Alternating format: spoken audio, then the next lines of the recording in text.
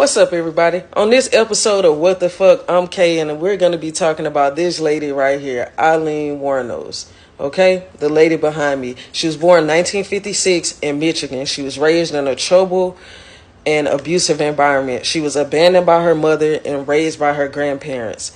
She was sexually abused as a child. She became homeless as a teenager and survived through sex work. Between 1989 and 1990 in Florida, she murdered 7 men. She shot her victims and claimed that it was in self-defense because these clients tried to assault and rape her. Victims were usually middle-aged men who had picked her up while she was hitchhiking or engaging in prostitution. She was arrested in 1991 after police tracked stolen property from her victims that linked the victims to her. Her close friend and lover, Tyria Moore, cooperated with the authorities, convincing Wurnos to confess. She called her and convinced her to confess and convinced her to state that she had nothing to do with the unalivings of these 7 men.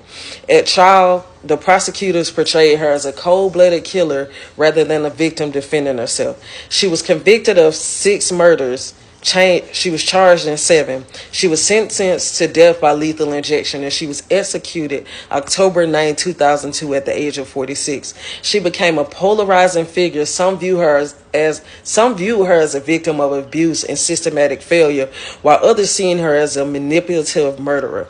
Her stories inspired books, documentaries, and the film Monster in 2003, with Charlize Theron starring in this movie and receiving an Academy Award for her portrayal.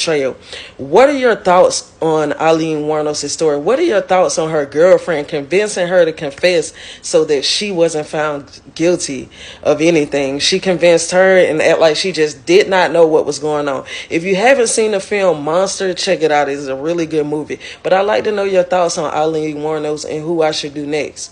Peace.